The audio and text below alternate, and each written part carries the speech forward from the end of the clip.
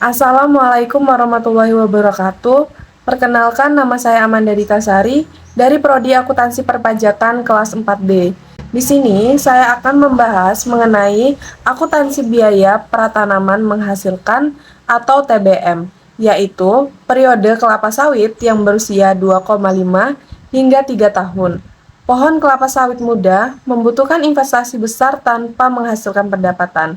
Melalui presentasi ini, saya akan membahas bagaimana cara untuk mengkapitalisasi biaya-biaya tersebut dengan tepat.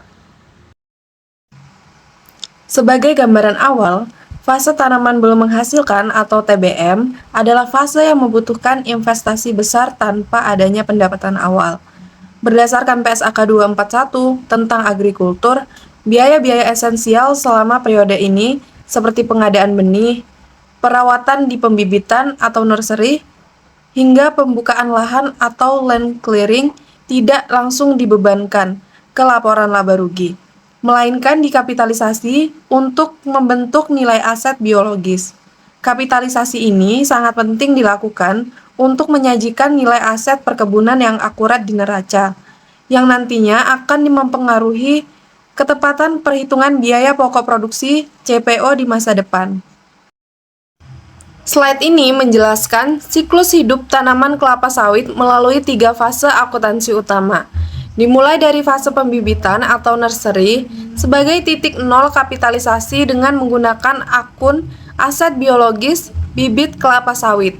Kemudian, tanaman memasuki fase lapangan atau tanaman belum menghasilkan selama kurang lebih 2,5 hingga 3 tahun, di mana biaya terus dikapitalisasi sebagai investasi jangka panjang ke dalam akun aset biologis tanaman belum menghasilkan. Akhirnya, saat memasuki tahap tanaman menghasilkan, kapitalisasi biaya berhenti total. Proses depresiasi mulai diberlakukan, dan seluruh pengeluaran selanjutnya dialihkan menjadi beban ke dalam laporan laba rugi. Ada 4 komponen biaya utama yang dimasukkan atau dikapitalisasi ke dalam nilai aset bibit kelapa sawit. Pertama, pengadaan benih, meliputi pembelian kecambah yang memiliki sertifikat beserta biaya pengirimannya ke lokasi perkebunan. 2. Tenaga kerja, mencakup upah untuk aktivitas harian seperti penyiraman, pemupukan, dan pemindahan bibit atau spacing. 3.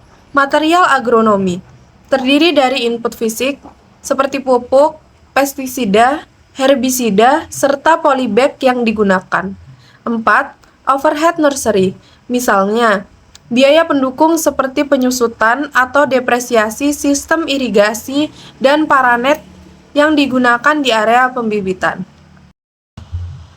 Berikut ini adalah praktik penjurnalannya. Pertama, terdapat contoh 3.1 yaitu tentang pengadaan benih. Dari soal tersebut, kita perlu mencatat pembelian 50.000 kecambah seharga Rp7.500 per butir, ditambah dengan biaya ongkos kirim sebesar Rp2,5 juta. Jurnalnya, akun aset biologis, bibit kelapa sawit didebit sebesar Rp377.500.000. Sementara, sisi kredit mencatat pengeluaran kas atau bank sebesar Rp2,5 juta dan utang usaha sebesar Rp375 juta.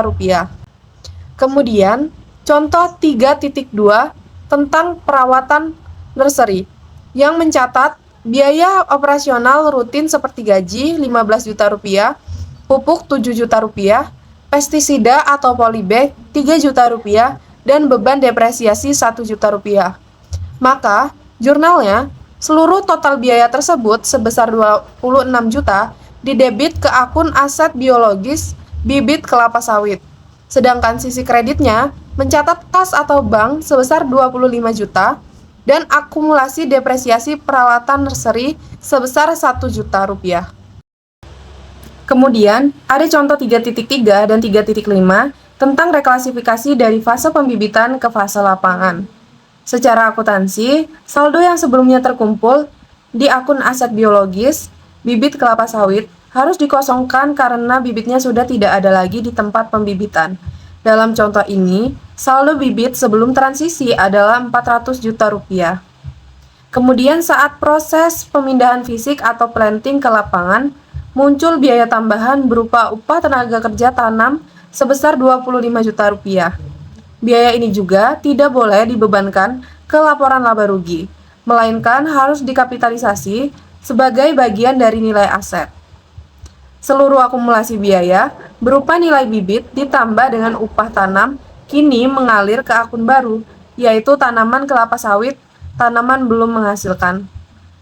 Dan jurnalnya adalah tanaman kelapa sawit TBM sebesar 425 juta rupiah di debit, dan sisi kredit mencatat aset biologis bibit kelapa sawit untuk mengosongkan saldo pembibitan sebesar 400 juta rupiah. Kemudian kita mencatatkan juga kas dan bank sebesar 25 juta rupiah.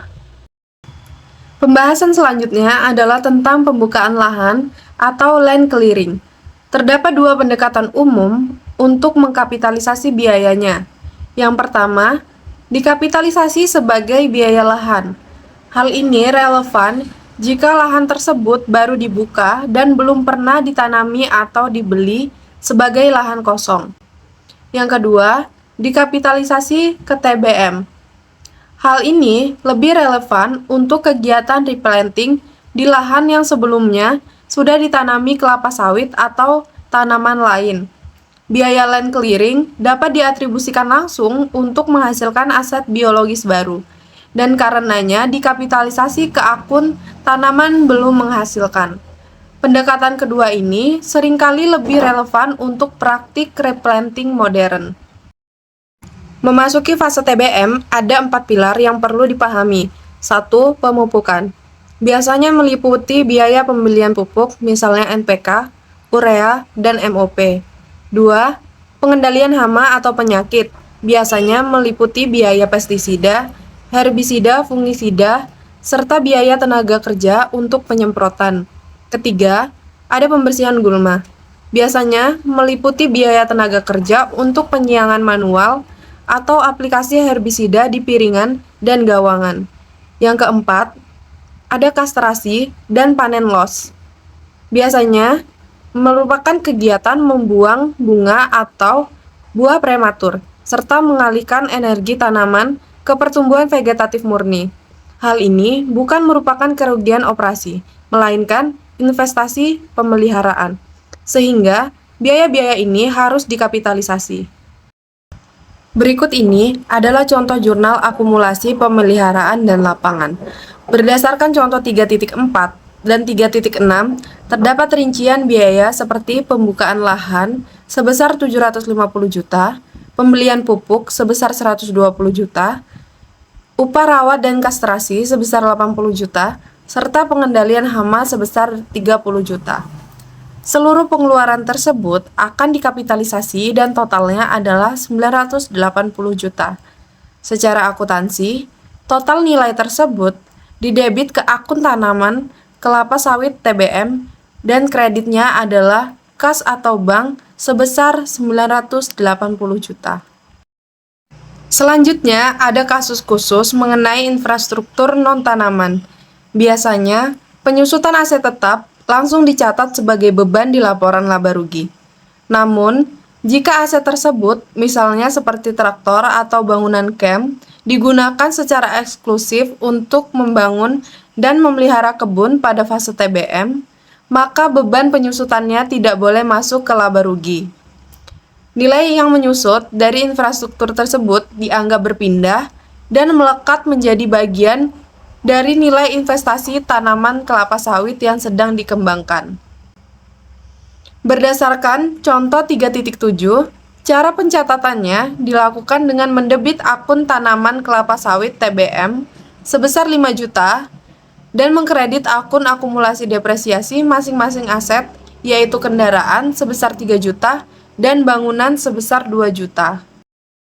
Slide berikutnya menjelaskan tentang matriks alokasi biaya umum dan administrasi yang berfungsi sebagai panduan umum menentukan apakah pengeluaran operasional kantor dapat dimasukkan ke dalam nilai aset TBM atau harus diakui sebagai beban di laporan laba rugi sesuai standar PSAK 241. Penentu utama dalam matriks ini adalah apakah suatu biaya secara langsung dapat diatribusikan pada konstruksi atau pengembangan aset TBM tersebut.